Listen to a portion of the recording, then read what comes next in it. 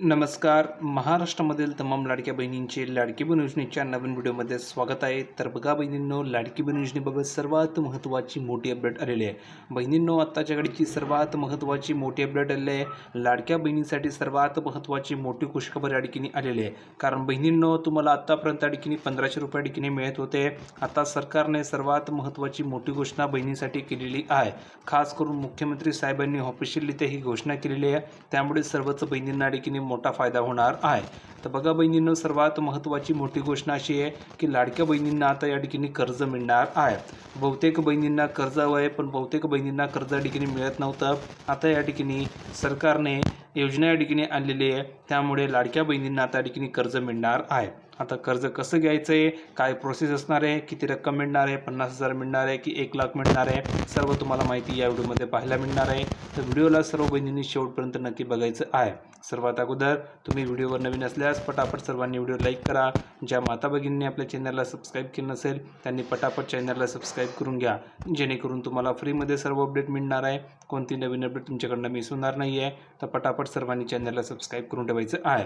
तर तुम्ही बघू शकता, मुख्यमंत्री साहेबांनी स्वतः ही घोषणा केलेली आहे. तर तुम्हाला पाहायला मिळतं आहे की महिलांचं आर्थिक सक्षमीकरण अधिक बळकट करण्यासाठी लाडकी बहीण योजनेला शासनाच्या इतर योजनांशी जोडण्याचा निर्णय घेण्यात आलेला आहे. म्हणजेच लाडकी बहीण योजना ही इतर योजनांशी जोडली जाणार आहे आणि इतर योजनांचा लाभ या ठिकाणी लाडक्या बहिणींना मिळणार आहे. आता कशा प्रकारे मिळणार आहे समजून घ्या. तर या माध्यमातून महिलांना विविध व्यवसाय व उपक्रमांसाठी कर्ज उपलब्ध करून दिले जाणार असल्याची घोषणा मुख्यमंत्री देवेंद्र फडणवीस यांनी केलेली आहे.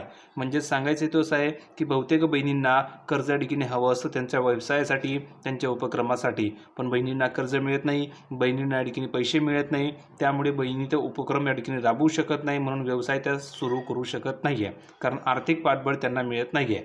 मग या ठिकाणी सरकारने असा विचार केला की बहिणींना आता कर्ज द्यायचं, म्हणजे जेणेकरून जास्त प्रमाणामध्ये बहिणी या ठिकाणी पुढे येतील, म्हणून सरकारने हे धोरण या ठिकाणी स्वीकारलेले आहे. आता बघा, राज्य शासनामार्फत राबवण्यात येणाऱ्या विविध योजना व अनुदानाचा आढावा घेतला असता सर्वसाधारण कर्ज योजनांमध्ये परतफेड करणाऱ्यांचे जे प्रमाण आहे ते सुमारे 50% असल्याचं या ठिकाणी दिसून येत आहे. म्हणजे जर तुम्ही बघितलं तर सर्वसाधारण जे काही व्यक्ती आहे तर ते किती टक्के परतफेड करतात, तर फक्त 50% परतफेड करत असतात. मात्र महिलांना बचत गट किंवा इतर माध्यमातून दिल्या जाणाऱ्या ज्या कर्जाची परतफेडीचे जे प्रमाण आहे ते 99% पेक्षा अधिक आहे. म्हणजेच महिलांचं प्रमाण या ठिकाणी जास्त आहे. त्यामुळे सरकारनं विचार केला की आता महिलांना कर्ज द्यायचं आहे, जेणेकरून जास्त प्रमाणामध्ये महिला पुढे येतील आणि महिलांना जर का कर्ज दिलं तर महिला त्या कर्जाची परतफेडसुद्धा करत असतात. आता बघा, यामुळे काय होणार, तर बहुतेक बहिणींना ठिकाणी कर्ज मिळणार आहे. तर सर्वात अगोदर कमेंट करून सांगा किती बहिणींना कर्ज हवं आहे. ज्या बहिणींना कर्ज हवं असेल त्यांनी सांगा की सर मला कर्ज हवं आहे, म्हणजेच सर मला ठिकाणी कर्ज पाहिजे असं लिहून पाठवायचं आहे. आणि जर का तुम्हाला कर्ज नको असेल तर नाही लिहून पाठवायचं आहे. आणि जर तुम्हाला पाहिजे असेल तर लिहून पाठवा की सर मला कर्ज ठिकाणी पाहिजे आहे. म्हणजे तुम्हाला ठिकाणी कर्ज कसं मिळेल, कशी प्रोसेस असणार आहे, कोणकोणते डॉक्युमेंट लागतील, संपूर्ण तुम्हाला माहिती मी प्रोव्हाइड करणार आहे. तर त्यासाठी सर्वांनी चॅनलला सबस्क्राईब नक्की करून ठेवायचं आहे. आता बघा, महिलांना कर्ज कसं मिळणार आहे, तर महिलांमध्ये कर्जाचा योग्य वापर करून सक्षम अर्थकारण उभारण्याची क्षमता असल्याच्या ठिकाणी स्पष्ट होत आहे. कारण महिलांची कर्ज परतफेडीचे जे प्रमाण आहे ते 99% पेक्षा अधिक आहे. तुम्ही बघू शकता. या पार्श्वभूमीवर महिलांना केवळ लाडकी बहीण योजनेअंतर्गत आर्थिक मदत देण्यापेक्षा त्या योजनेला इतर शासकीय योजनांशी जोडण्याचा निर्णय घेण्यात आलेला आहे. आता या अंतर्गत मुंबई बँकेच्या माध्यमातून महिलांना कोणताही जामीन किंवा हमी न देता विविध उपक्रमांसाठी बिनव्याजी कर्ज उपलब्ध करून दिले जाणार आहे. तर बघा बहिणींनो, सर्वात महत्त्वाची मोठी खुशखबर आहे की तुम्हाला बिनव्याजी कर्ज मिळणार आहे. आणि आत्ता जी परिस्थिती चालू आहे त्यामुळे तुम्हाला बिनव्याजी कर्ज कोणीही देत नाही, पण तुम्हाला या ठिकाणी बिनव्याजी कर्ज मिळणार आहे. म्हणजेच त्याला ठिकाणी व्याज राहणार नाही आहे. बिनव्याजी हे कर्ज तुम्हाला मिळणार आहे. तर याचा लाभ कसा घ्यायचा संपूर्ण तुम्हाला प्रोसेस मी सांगणार आहे. त्यानुसार तुम्ही हे कर्ज मिळवू शकता आणि हे कर्ज तुम्हाला मुंबई बँकेच्या माध्यमातून या ठिकाणी मिळणार आहे. ही गोष्ट तुम्हाला लक्षात ठेवायची आहे. तुम्हाला सर्व प्रोसेस मी सांगणार आहे, कशाप्रकारे तुम्ही कर्ज मिळवू शकतात, कशाप्रकारे तुम्हाला कर्ज घेता येईल. फक्त कमेंट करून सांगा की तुम्हाला कर्ज हवं आहे की नाही. जर हवं असेल तर लिहून पाठवा की सर मला ठिकाणी कर्ज हवं आहे. आणि जर तुम्हाला कर्ज नको असेल तर लिहून पाठवा की सर मला कर्ज नको आहे. ठीक आहे. आता पुढे बघा, महत्त्वाची बाब म्हणजे लाडकी बहीण योजनेअंतर्गत शासनाकडून मिळणारी आर्थिक मदत या कर्जाच्या परतफेडीसाठी उपयोगात आणली जाणार आहे. ठीक आहे. आता बघा तुम्ही जर बघितलं तर या ठिकाणी महत्त्वाची बाब सांगितलेली आहे, ती बाब महत्त्वाची आहे. बघा लाडकी बहीण योजनेअंतर्गत शासनाकडून मिळणारी जी आर्थिक मदत आहे, म्हणजेच तुम्हाला किती रुपये मिळतात? 1500 रुपये मिळतात. लक्षात घ्या, प्रत्येक महिन्याला तुम्हाला 1500 रुपये मिळतात. तर ही जी काही आर्थिक मदत आहे, तर ही आर्थिक मदतच तुम्हाला कर्जाच्या परतफेडीसाठी उपयोगात आणली जाणार आहे.